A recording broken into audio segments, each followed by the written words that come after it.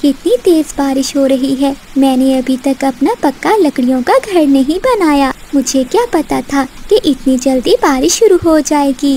कल ही तो मैं अपनी माँ के पास से आई हूँ।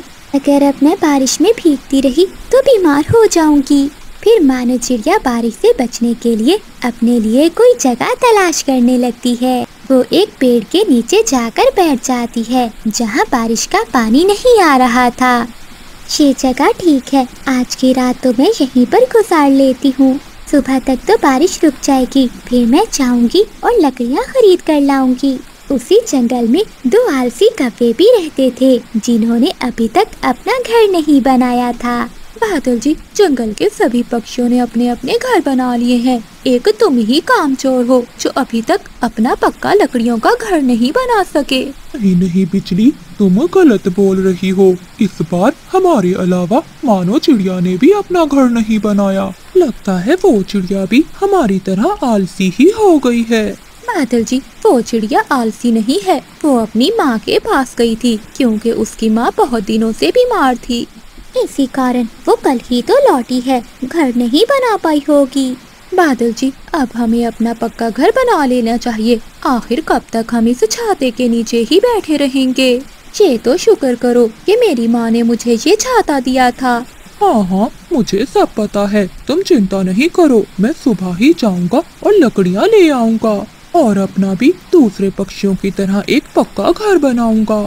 लेकिन बादल जी, हमारे पास तो अनाज ही नहीं है जिससे हम लकड़ियाँ खरीदेंगे। बिजली, तुम चिंता नहीं करो, कल मैं अपने मामा जी से उधार में कुछ अनाज मांग लूंगा, वो मुझे मना नहीं करेंगे। इसी तरह बातें करते करते वो पति पत्नी भी सो जाते हैं। अगली सुबह हो जाती है, बारिश भी रुक जाती है। बारिश तो रुक गई है, अब जल्दी से जल्दी मुझे अपना लकड़ियों का पक्का घर बनाना होगा। मेरे पास ये दो अनाज की पोटलियाँ हैं, मैं इन्हें ले जाती हूँ और लकड़ियाँ खरीद कर लाती हूँ। ऐसा कहते हुए मानो चिड़िया वो पोटलियाँ लेकर लकड़हारे पक्षी के पास जाती है। जब मानो चिड़िया कौवों के घोंसले के पास से जा रही थी तो बिजली कौवी उसे देख लेती है। बादल जी, वो देखो चिड़िया, चिड़िया के पास तो दो अनाज की भरी हुई पोटलियाँ हैं। फिर बादल कौवा चिड़िया को आवाज लगाता है, मानो बहन, जरा इधर आना। मानो बहन, कहाँ जा रही हो ये अनाज की पोटलियाँ लेकर? बादल भैया, इस बार मैंने अपना पक्का लकड़ियों का घर नहीं बनाया, बस इसीलिए लकड़हारे पक्षी से लकड़ियाँ खरीदने जा रही हूँ। मानो बहन, तुम्हारे पास तो दो अनाज की पोटलियाँ हैं, तुम्हें तो पक्की और मजबूत लकड़ियाँ मिलेंगी। वैसे मेरे मामा जी भी बहुत बड़े लकड़हारे हैं, उनके पास भी बहुत पक्की और मजबूत लकड़ियाँ होती हैं। तुम बोलो तो मैं तुम्हें मजबूत और पक्की लकड़ियाँ अपने मामा जी से दिला देता हूँ। अच्छा बादल भैया, आपके मामा लकड़हारे पक्षी हैं, तो ठीक है, आप मुझे वहीं से लकड़ियाँ खरीद कर दे दें। ठीक है चिड़िया बहन, तुम ये पोटलियाँ मुझे दे दो और मैं तुम्हें थोड़ी देर में लकड़ियाँ ला कर देता हूँ। ठीक है बादल भैया, मैं आपका इंतजार करूँगी, जल्दी आना लकड़ियाँ लेकर। ये कहते हुए मानो चिड़िया अपने घोंसले की ओर चली जाती है।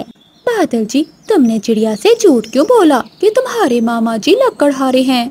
असल में तो तुम्हारे मामा जी तुम्हारी तरह आलसी और कामचोर हैं। हाँ हाँ बिजली, सब पता है मुझे, ये तो मैंने चिड़िया से झूठ बोला है, इससे हमारा ही फायदा होगा।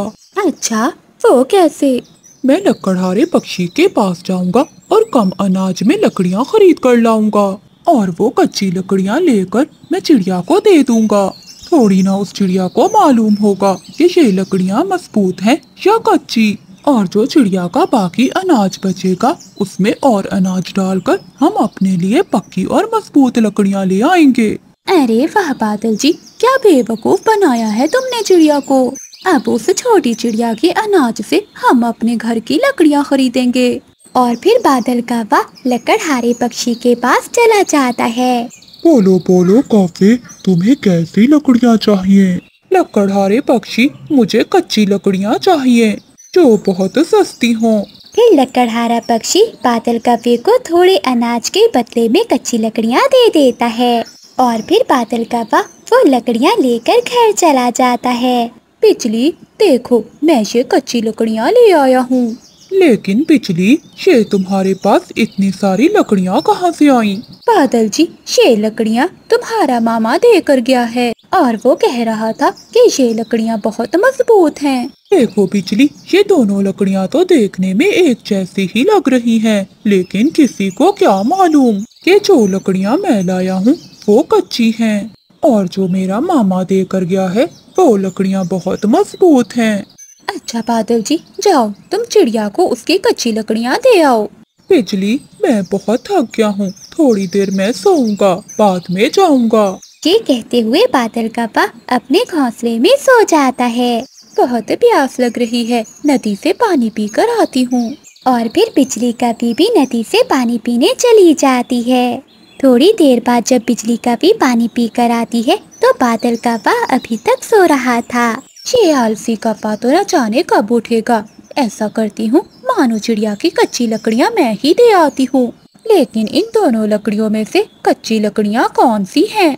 हाँ, लगता है यही हैं, यही ले जाती हूँ। और फिर बिजली कभी मजबूत लकड़ियों को कच्ची लकड़ियाँ समझकर चिड़िया के पास ले जाती है। मानो बहन, ये लो अपनी लकड़ियाँ। बादल जी अपने मामा से पक्की लकड़ियाँ ले आए हैं। बिजली बहन, आपका बहुत बहुत धन्यवाद। वैसे भी बारिश का कुछ भी नहीं पता है कि कब शुरू हो जाए। मैं अपना घर बनाना शुरू कर देती हूँ।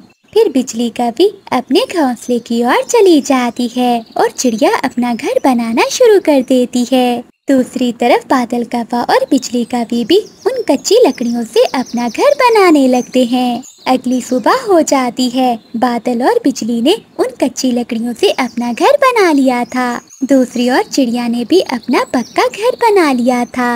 अरे बाप रे, ये तो जंगल में काले काले बादल छा गए हैं। लगता है थोड़ी देर में बारिश शुरू होने वाली है। शुक्र है मैंने अपना घर बना लिया है। अब मैं अपने घर में चली जाती हूँ। कुछ ही देर में जंगल में तेज हवाओं के साथ बारिशें शुरू हो जाती हैं। सभी पक्षी अपने अपने घरों में बैठकर बारिश का मजा ले रहे थे। बिजली, कितनी तेज बारिश हो रही है। मुझे तो लगता है चिड़िया का घर अब तक टूट गया होगा। हाँ बादल जी, मुझे भी ऐसा ही लगता है। बिजली कभी ने इतना कहा ही था कि तेज हवा से उनका घर नीचे गिरकर टूट जाता है। वो तो मुश्किल से अपनी जान बचाकर बाहर निकलते हैं। अरे बिजली, ये हमारा घर कैसे टूट गया? हमारे घर की लकड़ियाँ तो बहुत मजबूत थी। बादल जी, लगता है तुम्हारे मामा जी ने झूठ बोला था। नहीं नहीं बिजली, मेरा मामा कभी झूठ नहीं बोलता। बिजली, कहीं ऐसा तो नहीं कि तुमने वो मजबूत लकड़ियाँ चिड़िया को दे दी हो? तभी उन दोनों की नजर सामने चिड़िया के घर पर जाती है। बादल जी, लगता है मुझसे ही भूल हो गई। मैंने पक्की लकड़ियाँ चिड़िया को दे दी। ऐसे उन कप्पों को अपने किए की सजा मिलती है और वो बारिश में भीगते रहते हैं। बिजली, मैंने सारी उम्र पाप किए हैं। अब मरते समय मुझसे और पाप ना करवाओ। मैं अपनी जायदाद बेटे और बेटी में बराबर तकसीम करूँगा। बादल जी, तुम तो बीमार हो और तुम्हारी बेटी तो ब्याह कर बेगाने घर चली जाएगी। एक मेरा जुगनू ही तो आसरा देगा मुझे। तुम अपनी सारी जायदाद मेरे जुगनू के नाम कर दो। मगर बिजली, ये मगर बगर छोड़ दो। मैंने जैसा कहा है वैसा ही करो। फिर बादल कप्पा अपनी सारी जायदाद अपने बेटे जुगनू के नाम कर देता है। तभी बादल कप्पे की बेटी भी घर आ जाती है। बाबा, आपको कुछ नहीं होगा। मैंने उल्लू वैद जी से बात की है, वो कल आएंगे आपको देखने। चुटकी मेरी बेटी, अब मुझे दवा की कोई जरूरत नहीं है। मेरी कुछ ही सांसें बाकी रह गई है। बादल, तुम अपनी बेटी से बात करो, मैं अभी आती हूँ। फिर बिजली कभी घर से बाहर चली जाती है। जुगनू बेटा, तुम यहाँ बैठे हो और घर में तुम्हारे पिता मरने वाले हैं। माँ, अगर मैं पिता के पास बैठूंगा तो क्या मैं बचा लूंगा उन्हें? क्या मैं कोई वैद हूँ? जुगनू, मैंने सारी जायदाद तुम्हारे नाम करवा ली है और जायदाद के पेपर अलमारी में संभाल कर रख दिए हैं। माँ, अगर बाबा ना मरे, मेरा मतलब अगर बाबा बच गए, तो क्या फिर भी जायदाद मुझे मिलेगी? इसलिए तो कह रही हूँ, जाओ और अपने पिता के पास जाकर बैठो। एक वो है चुटकी जो हर समय अपने पिता के पास ही बैठी रहती है। बेटी, जो मैंने किया वो सब तुम्हारी माँ के कहने पर ही किया है। बेटी, मुझे माफ कर देना। ऐसा कहते हुए बादल कौवा मर जाता है। बाबा उठे, बाबा उठे, मुझे कुछ भी नहीं लेना, मुझे तो बस आपका साथ चाहिए बाबा। परंतु बादल कौवा तो मर गया था। तभी बिजली कवि और जुगनू भी आ जाते हैं। चुटकी, तुम रो क्यों रही हो? क्या तुम्हारे पिताजी मर गए हैं? माँ, पिताजी हमें छोड़कर चले गए। चुप कर जाओ मेरी बेटी, तुम्हारे पिता बहुत तकलीफ में थे। अच्छा ही हुआ जो उन्हें तकलीफ से मुक्ति मिल गई। हाँ, अब तो जायदाद मेरी ही है ना, क्योंकि पिताजी तो मर गए हैं। चुप कर जाओ जुगनू और जाके अपने पिता को नदी में बहा कर आओ। फिर जुगनू अपने पिता को एक टोकरी में डालता है और नदी में बहा देता है। पिताजी तो मर गए हैं, अब जाकर मैं अपने तो आमों के पेड़ और अंगूरों की बेल को देखता हूँ। फिर जुगनू कौवा वहाँ से उड़ता है और अपने खेत में जाकर अपनी जायदाद को देखता है। ये आमों के पेड़ तो बहुत बड़े हैं और कितने मीठे आम लगे हुए हैं। ऐसे ही कुछ दिन बीत जाते हैं। सुना है बिजली बहन, बादल भैया ने अपनी सारी जायदाद जुगनू के नाम कर दी है और चुटकी को कुछ भी नहीं दिया। चिड़िया बहन, हमारे यहाँ बेटियों को जायदाद में हिस्सा नहीं दिया जाता। बिजली बहन, आप भी तो एक बेटी हो, आपको बेटियों के बारे में ऐसी बात करते हुए शर्म आनी चाहिए। चुप कर चली जाओ यहाँ से, हमें सब मालूम है कि क्या करना है और क्या नहीं। रात को बिजली कवि, उसकी बेटी और उसका बेटा घोंसले में सोए हुए थे। जुगनू, जायदाद तो तुम्हारे नाम हो गई है, लेकिन इस बात का ये मतलब नहीं है कि तुम हमें भूल जाओ। अब तुम पर पहले से ज्यादा जिम्मेदारी है। अपने पिता के बाद तुम्हें ही ये घर चलाना है। हाँ माँ, मैं कोशिश करूँगा। दूसरे दिन जुगनू कौवा अपने खेत में जाता है। वहाँ आम के पेड़ सूख रहे थे। ये आम के पेड़ तो सूख रहे हैं, अगर इन्हें पानी ना मिला तो ये मर जाएंगे। मगर मैं इन पेड़ों को पानी कैसे दूंगा? ये तो बहुत मुश्किल काम है। थोड़ी दूर बैठा हुआ कबूतर जुगनू की बात सुनकर वहाँ आता है। जुगनू कौवे, तुम्हारे खेत के साथ मेरा खेत है और हाँ, इन पेड़ों को पानी देना बहुत मुश्किल है। तुम ऐसा करो, ये पेड़ मुझे दे दो और मैं इनके बदले तुम्हें पैसे दूंगा। तुम पैसे लेकर ऐश करो और मौज मस्ती करो। ये सुनकर जुगनू कौवा बहुत खुश होता है। अंकल कबूतर, मैं भी यही सोच रहा हूँ। पापा तो काम कर लेते थे, लेकिन मुझसे ये सब नहीं होगा। आप ऐसा करें कि मुझसे दोनों आम के पेड़ खरीद ले। फिर कबूतर कुछ पैसे जुगनू को देकर वो आमों के पेड़ खरीद लेता है। जुगनू कौवा खुशी खुशी अपने घर जा रहा था कि रास्ते में उसका दोस्त उल्लू मिल जाता है। दोस्त चक्कू, इस थैले में क्या है? मैं अभी आमों के पेड़ बेच कर आया हूँ, पैसे हैं इस थैले में। जुगनू दोस्त, अगर तुम्हारे पास पैसे हैं तो चलो हम गेम्स खेलते हैं। देखना, तुम्हारे पैसे डबल हो जाएंगे। दोस्त, क्या सच? तुम सच कह रहे हो? तो और नहीं क्या। फिर जुगनू अपने आवारा दोस्त उल्लू के साथ गेम्स खेलने चला जाता है। माँ, अभी तक भैया लौट कर नहीं आए। तुम्हारा भाई खेतों में काम कर रहा होगा।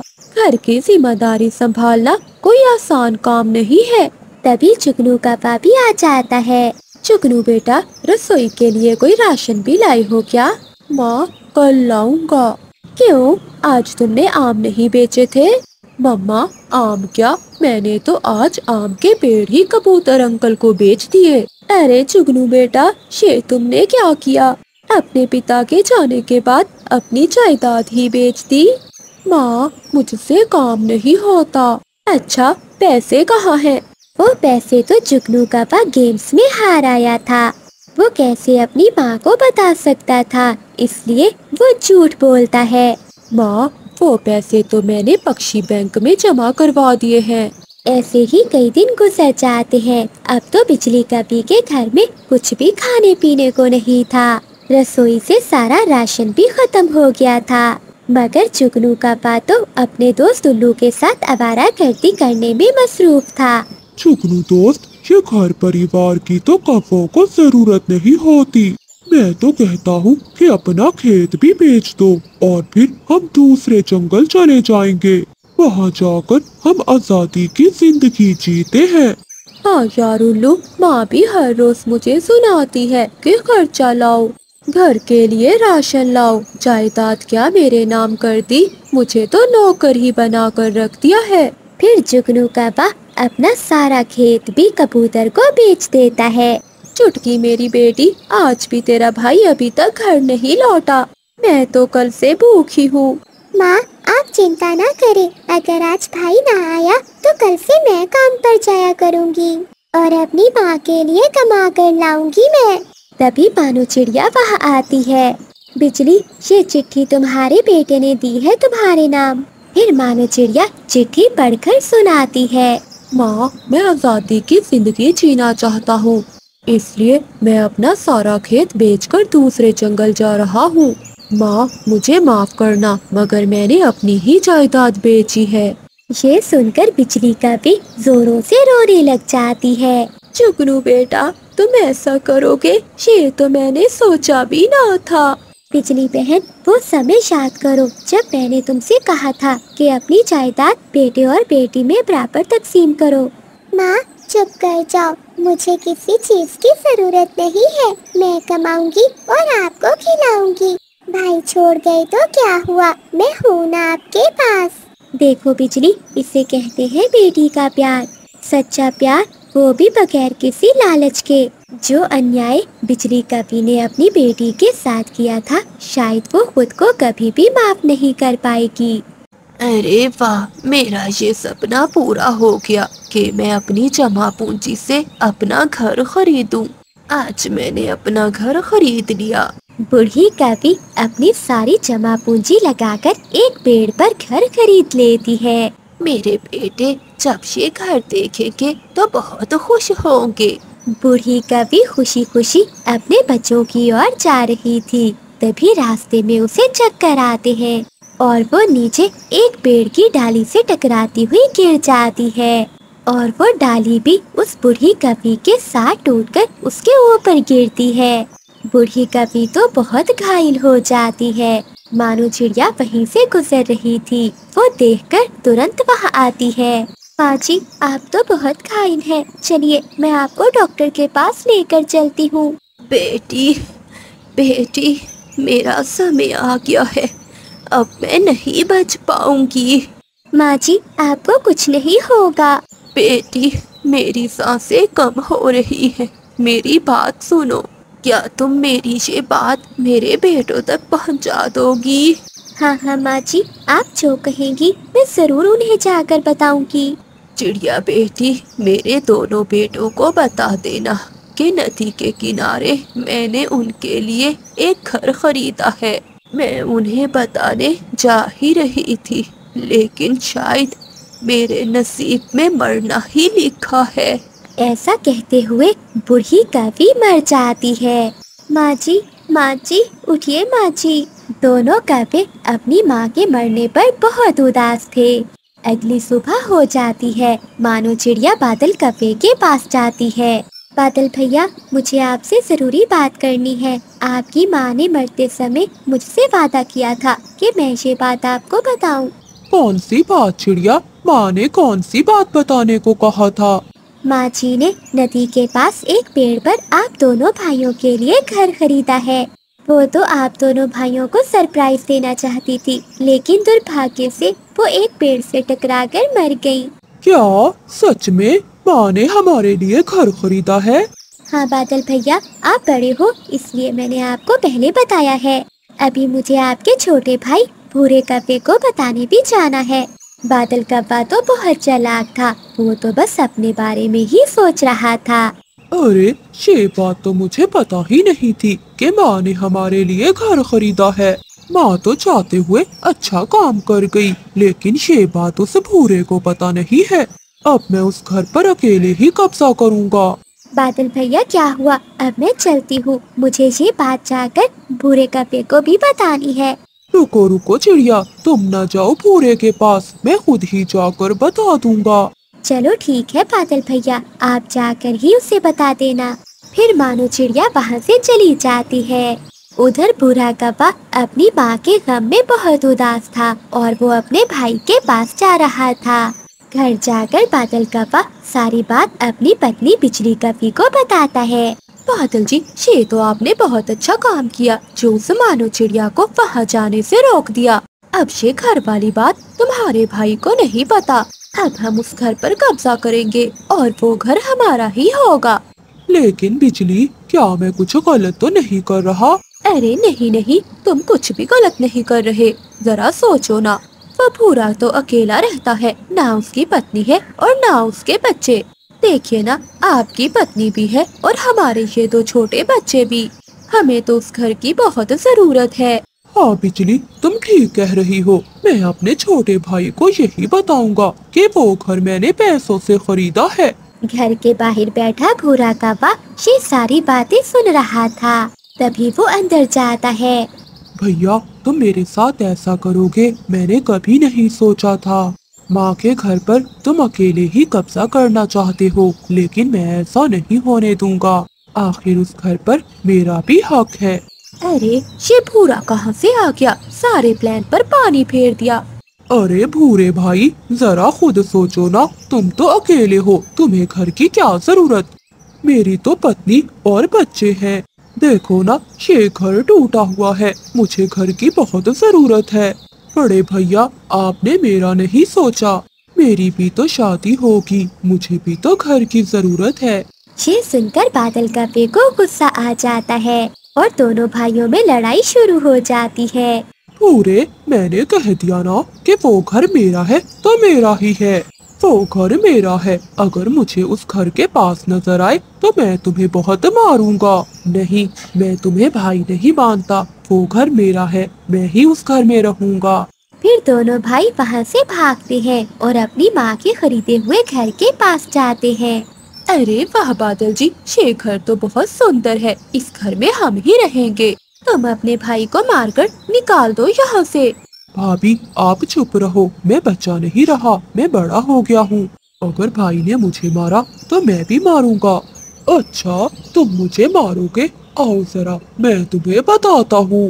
दोनों भाइयों में लड़ाई शुरू हो जाती है। जंगल के सभी पक्षी शोर सुनकर वहाँ आते हैं। अरे क्या हुआ कौवो? अभी तुम्हारी माँ को मरे हुए 2 दिन भी नहीं हुए, तुम दोनों भाई तो लड़ने लगे। अरे अरे कौवो, रुक जाओ, क्या हुआ? तुम दोनों ऐसे क्यों लड़ रहे हो? दोनों कौवे भाई किसी की बात नहीं सुनते, वो तो एक दूसरे को मारे जा रहे थे। बादल जी, मारो मारो इसे, मार मार कर इसका कीमा बना दो। इस घर में तो हम ही रहेंगे। तभी अचानक मौसम खराब होता है और तेज हवाएं चलना शुरू हो जाती हैं।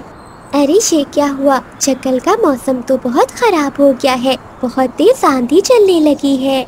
मुझे तो लग रहा है चिड़िया कि जंगल में तूफान आ रहा है।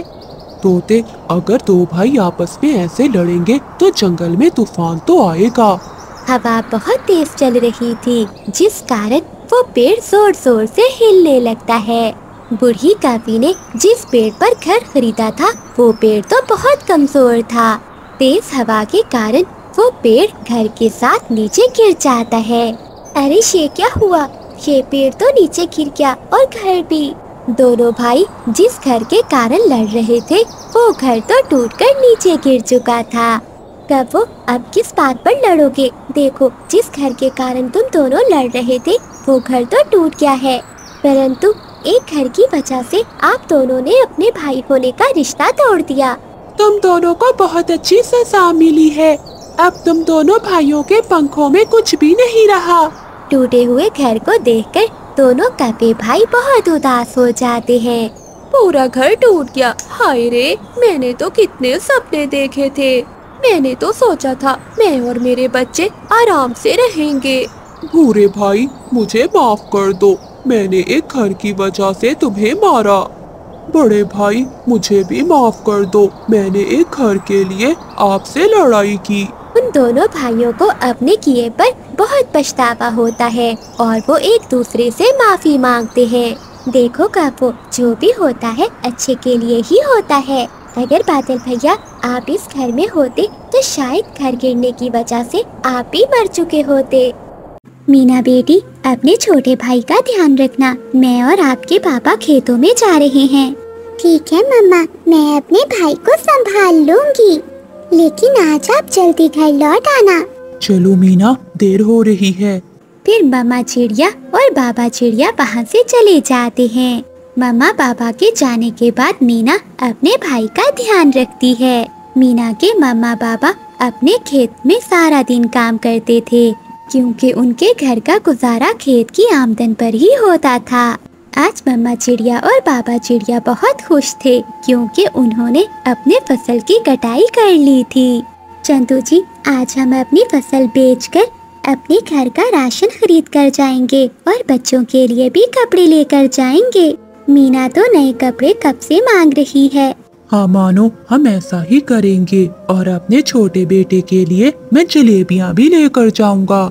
मैं जानता हूँ मेरे बच्चों को जलेबियाँ बहुत पसंद हैं। वो दोनों पति पत्नी ऐसे बातें कर रहे थे कि तभी वहाँ से 2 चीलें जा रही थी, जो उन्हें देखकर उन पर हमला कर देती हैं। वो जालिम चीलें तो उन पति पत्नी को मारकर उनकी सारी फसल लेकर चली जाती हैं। भैया, आज इतनी देर हो गई, लेकिन अभी तक मम्मा बाबा नहीं आए। मेरा तो मन बहुत घबरा रहा है। चलो हम अपने खेत में जाकर देखते हैं कि मम्मा बाबा अभी तक आए क्यों नहीं। फिर मीना चिड़िया अपने भाई को लेकर खेत की ओर जाती है। खेत में जाकर उन भाई बहन की तो चीखें निकल जाती हैं। ये हमारे मम्मा पापा को किसने मार दिया?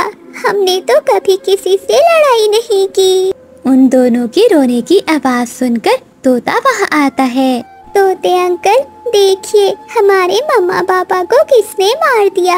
हमारे मम्मा पापा हमें छोड़कर चले गए। मीना बेटी, चुप कर जाओ। ये जरूर उन जालिम चीलों का ही काम होगा, जो किसी भी पक्षी के पास अनाज देकर पक्षियों को मारकर अनाज ले जाती हैं। बेटी मीना, अब तुम्हें सब्र से काम लेना होगा। अगर तुम हिम्मत हार जाओगी तो तुम्हारे छोटे भाई को कौन संभालेगा? अब तुमने ही अपने छोटे भाई को पालना है। फिर मीना चिड़िया हौसला करके अपने भाई को अपने साथ लेकर चली जाती है। 2-4 दिन तो उन दोनों बहन भाई के गुजर जाते हैं, क्योंकि उनके घर में थोड़ा बहुत राशन पड़ा था, लेकिन आज तो सारा भोजन भी खत्म हो गया था। अब मैं क्या करूं? अपने भाई को संभालूं या बाहर जाकर काम करूं? अब हमारा गुजारा कैसे होगा? दीदी, मुझे भूख लगी है, मुझे खाना दो। अच्छा भैया, तुम घर पर ही रहो, मैं बाहर से तुम्हारे लिए कुछ लेकर आती हूँ। फिर मीना चिड़िया घर से बाहर जाती है। वो सबसे पहले कौवों के पास जाती है। कौवे अंकल, मेरे भाई को बहुत भूख लगी है। अगर आपके पास कोई भोजन है तो मुझे दे दे। आपका बहुत एहसान होगा हम पर। अरे ओए मीना, तुम जैसी अनाथ पर एहसान करके हमें क्या मिलेगा? चलो भागो यहाँ से। आ गई हो मुँह उठाकर, जैसे मेरे बादल जी ने यहाँ कोई अनाथालय खोल कर रखा हो। मीना बहुत नाराज होती है और वहाँ से चली जाती है। वो कबूतर के पास जाती है। कबूतर अंकल, मेरे छोटे भाई को भूख लगी है और हमारे घर में खाने को कुछ भी नहीं है। आप प्लीज हमें कुछ खाने को दे दें। मीना बेटी, मैं तो अब बहुत बूढ़ा हो गया हूँ। मेरा बेटा मुझे भोजन देकर जाता है। वो तो मुझे इतना थोड़ा भोजन देकर जाता है कि मेरा गुजारा भी बहुत मुश्किल से होता है। तभी मीना चिड़िया वहाँ से चली जाती है। वो घर लौट रही थी कि एक बूढ़ी फाख्ता मीना को आवाज देती है। बेटी, बेटी जरा इधर आना। मीना बूढ़ी फाख्ता के पास जाती है। छोटी चिड़िया, मुझे बहुत प्यास लगी है। मेरा मटका खाली हो गया है। मुझे नदी से ये मटका भरकर ला दो। जी जी दादी माँ जी, मैं अभी भरकर लाती हूँ। फिर मीना चिड़िया वो मटका उठाती है और नदी से पानी भरकर ला देती है। बेटी, तुम बहुत अच्छी हो। तुम्हारी माँ कहाँ है और तुम ऐसे रो क्यों रही हो?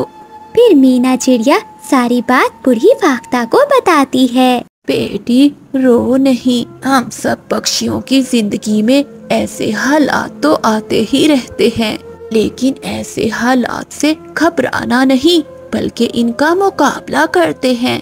बेटी ये जादुई बीज हैं, तुम इन्हें अपने खेत में बो देना।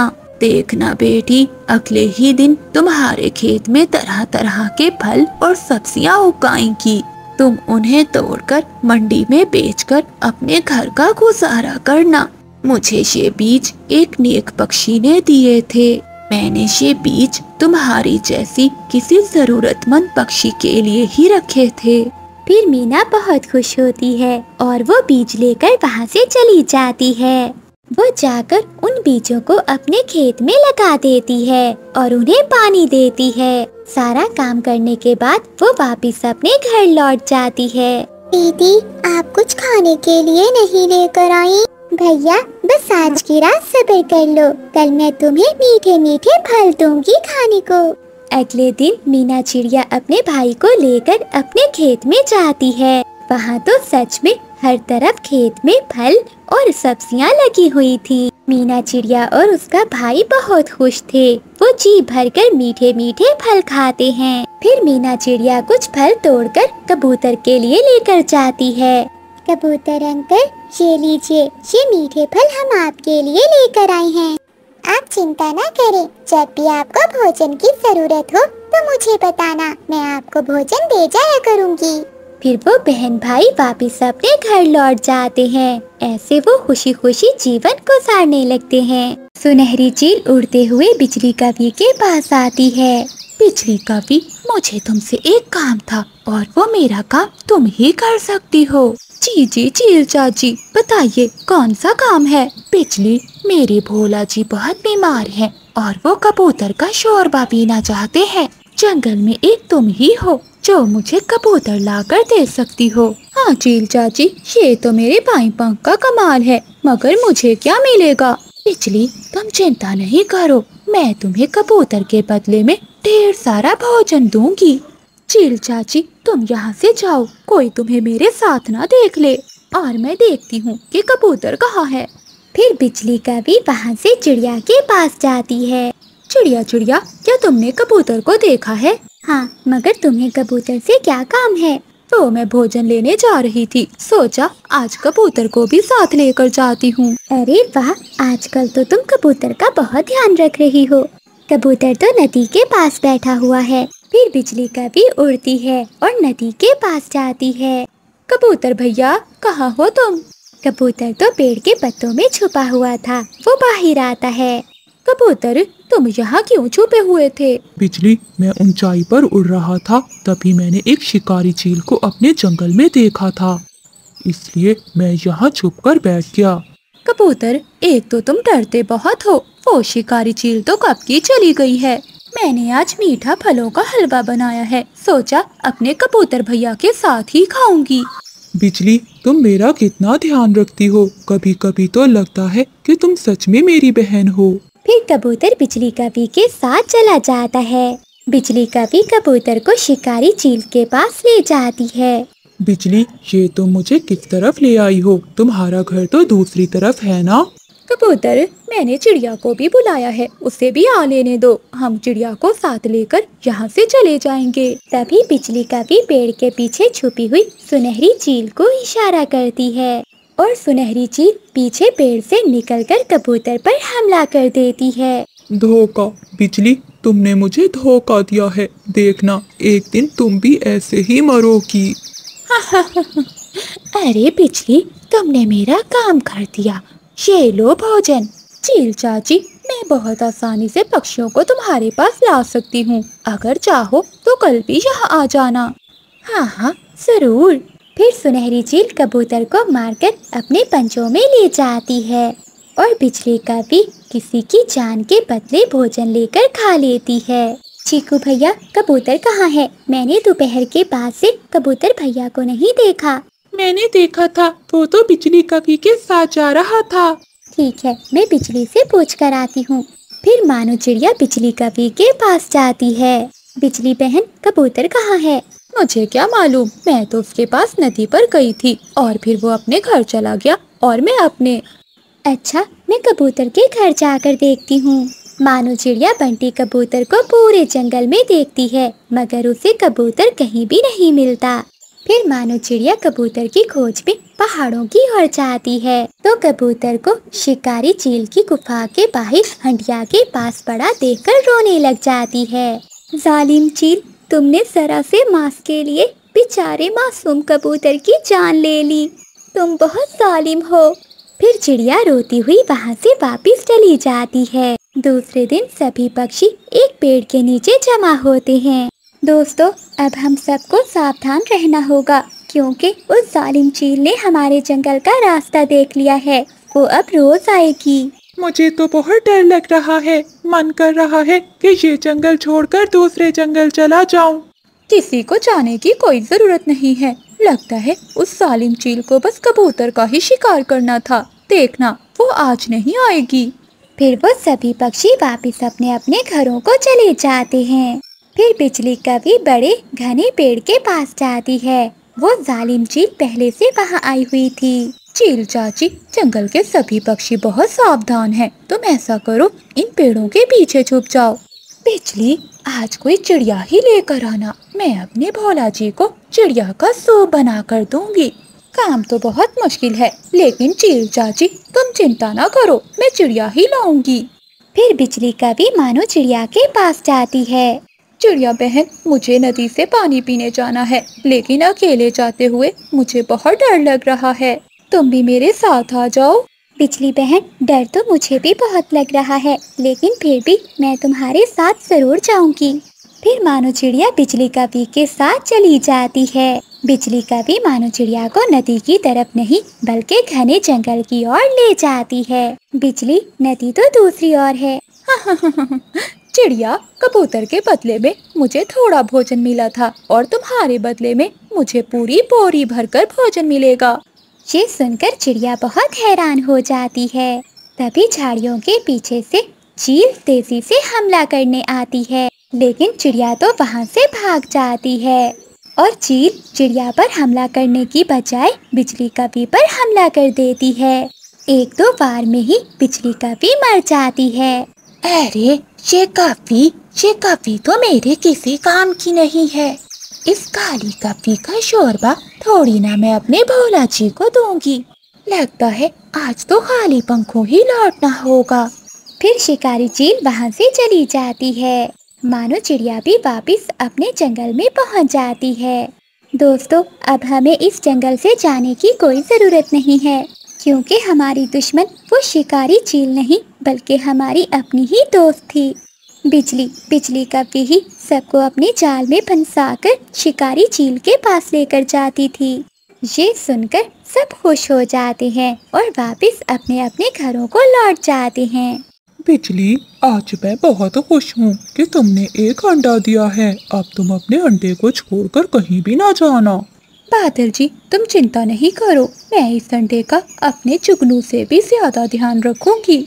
अच्छा बिजली, मैं भोजन लेने जा रहा हूँ। मुझे आते आते शाम हो जाएगी, लेकिन तुम अंडे को अकेला छोड़कर कहीं मत जाना। ये कहते हुए बादल कौवा भोजन की खोज में निकल जाता है। मामा, मैं भी खेलने जा रहा हूँ। ऐसा कहते हुए जुगनू कौवा भी खेलने के लिए चला जाता है। बादल जी भोजन ढूंढने चले गए और जुगनू भी खेलने चला गया। अब मैं अकेली बैठकर यहाँ क्या करूँगी? हाँ, मैं अपनी दोस्त स्वीटी कवि के पास जाती हूँ। मैं चिड़िया से कह देती हूँ कि मेरे अंडे का ध्यान रखे। फिर बिजली कवि अपना अंडा लेकर चिड़िया के पास जाती है।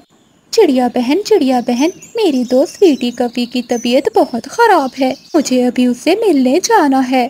जब तक मैं आ नहीं जाती, क्या तुम मेरे इस अंडे का ध्यान रखोगी? अरे कोई बात नहीं बिजली बहन, तुम आराम से जाओ। मैं तुम्हारे अंडे का बहुत अच्छे से ध्यान रखूंगी।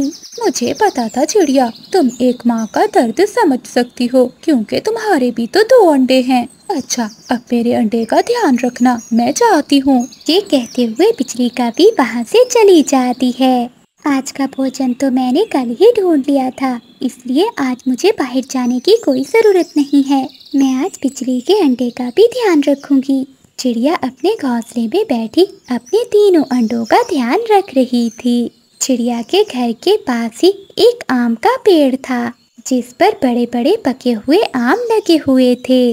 मुझे बहुत भूख लगी है, मुझे इस आम के पेड़ के मीठे मीठे आम खाने हैं।